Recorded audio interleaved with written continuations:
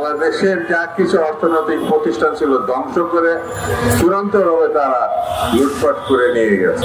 আমাদেরকে পঙ্গু করার চেষ্টা করেছে, বাংলাদেশকে ধ্বংস করার চেষ্টা করেছে। তারা একেবারে চলে গেছে, এটা যদি আমরা বিশ্বাসে নিই তাহলে কিন্তু ভুল হয়ে যাবে। তারা ওই পার্শ্ববর্তী দেশ যারা গণতন্ত্রের মুখোশ করে আছে, যারা বাংলাদেশের গত 3টি নির্বাচন, যে নির্বাচন কোনোভাবে গণতন্ত্রের লেশমাত্র ছিল না, মানুষের ভোটাধিকার ছিল না, সেই নির্বাচনকে তারা স্বচ্ছ গ্রহণযোগ্য বলে সিল দিয়েছে, অনুমোদন করেছে। এর থেকে ট্র্যাজেডি আর দক্ষিণ পূর্ব এশিয়াতে দ্বিতীয়টা আছে, এটা আমার কাছে মনে হয়। এখন তারা আবার নির্বাচনের দাবি জানাচ্ছে। দাবি এদেশের মানুষ জানায়, যারা কৃষক, শ্রমিক, খেটে খাওয়া বিভিন্ন পেশার মানুষ, তারা তাদের অধিকার চায়, তারা ভোট দিতে চায়।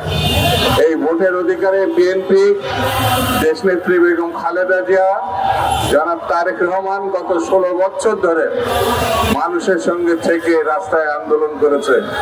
আমাদের নেত্রী 10 বছরের মিথ্যা মামলায়, যে মামলা হয় না সেই মামলা দিয়ে তীব্র একেবারে অনাকাঙ্ক্ষিত এমন কুৎসাপূর্ণ ঘটনা নেই তার বিরুদ্ধে বলা হয় না।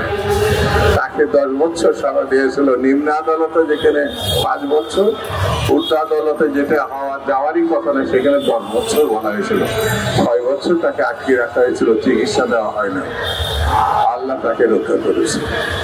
আমাদের তারেক রহমানের বিরুদ্ধে শুধু মামলাই দেয় নাই, তথাকথিত বিচারের নামে যাবজ্জীবন তাকে বিচারের নামে দেওয়া হয়েছে।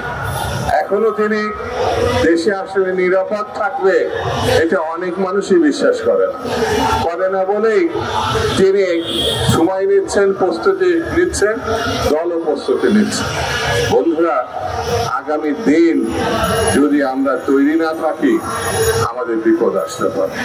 আমাদের দেশকে রক্ষা করার জন্য, স্বাধীনতা রক্ষা করার জন্য, সার্বভৌমত্ব রক্ষা করার জন্য আমাদের সবাইকে তৈরি থাকতে হবে এবং এমন একটা দলকে বাংলাদেশের আগামী দিনে ক্ষমতায় আনতে হবে যারা পরীক্ষিত, যারা বাংলাদেশে মানুষের কথা দিলে কথা রক্ষা করে। আমি মনে করি সেই দলের নাম হচ্ছে বাংলাদেশ জাতীয়তাবাদী দল, বিএনপি। তার মার্কা ধানের শীষ, তার নেতা বেগম খালেদা জিয়া এবং জনাব তারেক রহমান। এই জিনিসটা আমাদের মনের ভিতরে রাখতে হবে এবং আগামী দিনে শপথ যুক্ত হতে হবে। ফ্যাসিস্টরা কোনোভাবেই যেন ফিরে আসা, যারা হত্যাকারী, গণহত্যাকারী, যারা লুটেরা, ওই শেখ হাসিনা যদি আবার ফিরে না আসতে পারে সেই দিকে আমাদের লক্ষ্য রাখতে হবে। এছাড়া কোনো বাঁচার কোনো পথ আছে এটা আমি মনে করি না। আসুন আমরা সুষ্ঠু, স্বাভাবিক, স্বচ্ছ, গ্রহণযোগ্য একটি নির্বাচনের লক্ষ্যে যারা বিভিন্ন প্রশাসনে আগে 3টা নির্বাচনে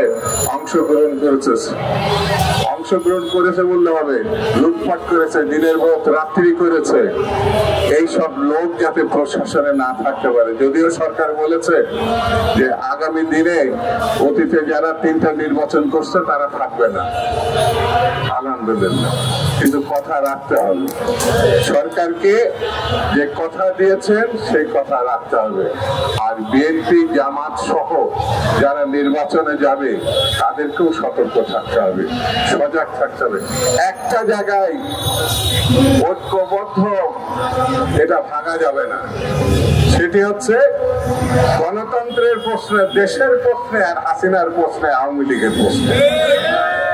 এই জালিম, হত্যাকারী, লুটে রাখা এদেরকে যদি কোনোভাবে সুযোগ দেওয়া হয় তাহলে দেশের অস্তিত্ব বিপন্ন হবে, দেশের স্বাধীনতা সার্বভৌম বিপন্ন হবে।